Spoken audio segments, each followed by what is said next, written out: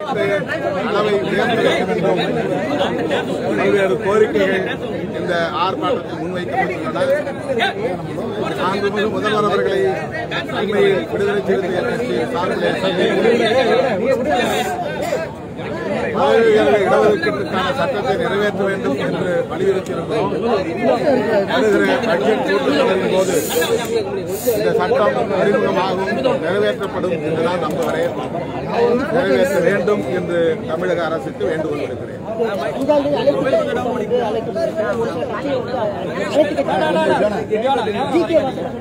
மும்மொழி கொள்கைக்கு வரவேற்பு அதிகமா இருக்கிறது.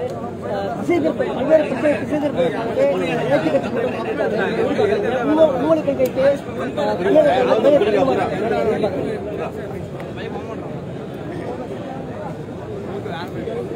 வருகிற 5ஆம் தேதி நடைபெறவுள்ள அனைத்து கட்சி கூட்டம் மிகவும் முக்கியத்துவம் வாய்ந்தது. நாடாளுமன்ற தொகுதிகளுக்கான மறுவரையறை நடைபெறவுள்ள சூழலில் 2026க்கு பிறகு இந்த காலக்கெடு முடிகிறது. ஆகவே மக்கள் தொகை கணக்கெடுப்பை முடித்து நாடாளுமன்ற தொகுதிகளுக்கான மறுவரையறையை செய்ய வேண்டிய கட்டாயத்தில் இந்திய தேர்தல் ஆணையம் உள்ளது. மக்கள் தொகை அடிப்படையில் மட்டுமே தொகுதி மறுவரையறை செய்யப்பட்டால் தமிழ்நாடு உள்ளிட்ட தென்னிந்திய மாநிலங்கள் பாதிக்கப்படும் என்பதை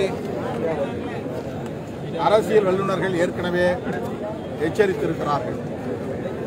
இது தொடர்பான ஆய்வாளர்கள் தொடர்ந்து அகில இந்திய அளவில் பேசி வருகிறார்கள்.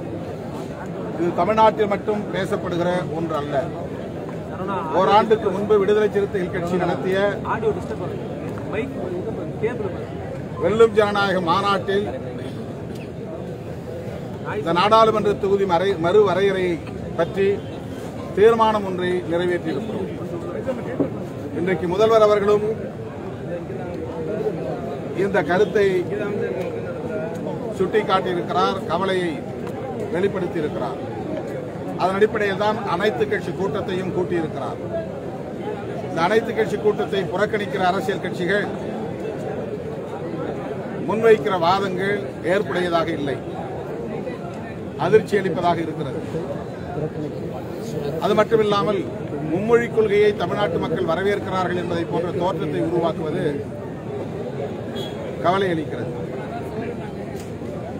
இந்தியை கட்டாயம் படிக்க வேண்டும் என்று இந்தி பேசக்கூடியவர்கள் ஆதிக்கம் செலுத்துவதை எதிர்க்காமல் இந்தியை படிக்க வேண்டும் என்று பாஜகவுக்கு ஆதரவான கருத்தை பேசுவது அவர்களின் அரசியல் ஆதாயத்திற்காகத்தான் என்று புரிந்து கொள்ள முடிகிறது. இது மக்களின் நலன்களுக்காக அல்ல. தமிழ்நாட்டில் மட்டுமல்ல, இந்தி பேசாத பிற மொழியை தாய்மொழியாக கொண்ட மக்களின் மீது இந்தியை திணிக்கக்கூடாது என்பதுதான் நம்முடைய கோரிக்கை. இந்தியை தாய்மொழியாக கொண்டவர்கள் 3 மொழி கொள்கையை ஏற்றுக்கொள்ளவில்லை. அவர்கள் யாரும் தமிழை அல்லது தென்னிந்திய மொழிகளை படிக்க வேண்டும் என்ற கட்டாயம் இல்லை. எனவே ஆங்கிலம் மற்றும் தாய்மொழி என்கிற இந்த இருமொழி கொள்கையே இந்தியா முழுவதும் போதுமானது. இந்தியை பேசக்கூடிய தாய்மொழியாக கொண்ட இந்தியை பேசக்கூடிய மக்களும் இந்தியை படித்தால், ஆங்கிலம் என்கிற இணைப்பு மொழியை படித்தால் போதுமானது. இன்னொரு மொழியை கற்றுக்கொள்ள வேண்டும் என்பது அவர்களின் திறன்களை பெருக்கிக் கொள்ள தனிநபர் வேட்கை, தனிநபர் விருப்பம். அது தமிழ்நாட்டில் அப்படி தனிநபர்கள் எத்தனையோ பல மொழிகளை கற்றுக்கொள்கிறார்கள். யாரும் தடுக்கவில்லை, எதிர்க்கவில்லை. அரசே ஒரு கொள்கையை திணிப்பது, இந்தியை கட்டாயமாக்குவது, எதிர்காலத்தில் ஒரே தேசம் ஒரே மொழி என்கிற நிலையை உருவாக்குவதற்கான ஒரு சதி சூழ்ச்சி. ஆகவேதான் இந்த சதி திட்டத்தை, சூழ்ச்சியை முறியடிக்க வேண்டும் என்கிற அடிப்படையில் இருமொழி கொள்கையே போதுமானது என்று வலியுறுத்துவோம்.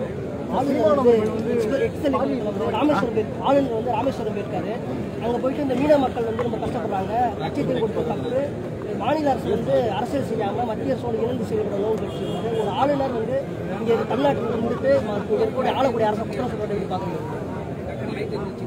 கச்சத்தீவை மீட்டுக் கொடுக்க வேண்டிய இடத்தில், அதிகாரம் படைத்த இடத்தில் இந்திய ஒன்றிய அரசு தான் இருக்கிறது. அது ஆளுநருக்கே தெரியும். அவர் ஏதோ தமிழ்நாடு அரசு தான் அதற்கு பொறுப்பு என்பதைப் போல அவர் நாடகமாடுகிறார், அரசியல் செய்கிறார். தமிழ்நாட்டு மக்கள் ஆளுநர் என்ன சொல்லுகிறார் என்பதை கட்டாயம் புரிந்து கொள்வார்கள். சீமான் அவர்களை வந்து பாலியல் குற்றவாளின்னு சொல்லுங்க அப்படின்னு சொல்லியிருக்காங்க. இது அவருடைய தனிப்பட்ட பிரச்சனை, அது கேள்வியாக.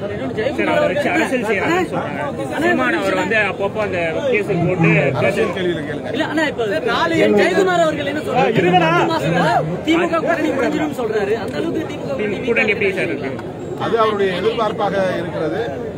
அந்த எதிர்பார்ப்பு நிறைவேறாது என்பது அவருக்கே தெரியும். 4 எம்எல்ஏக்கள் 2 எம்பிகள் இருக்கிறாங்க, ஆனாலும் கொடியேற்ற முடியலன்னு சொல்றீங்க.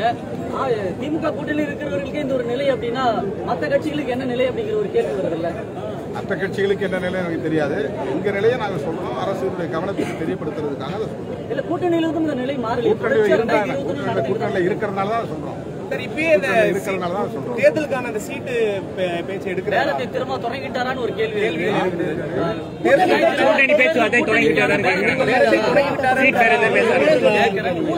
வியூகமான கேள்வி. அந்த மாதிரி எந்த முயற்சி நாங்கள் எடுக்கல. தேர்தல் நேரத்தில் தான் தேர்தலை பற்றி பேசுவோம். மற்ற நேரங்களில் மக்கள் பிரச்சனைகளை பற்றி தான் நாங்கள் பேசுவோம், போராடுவோம்.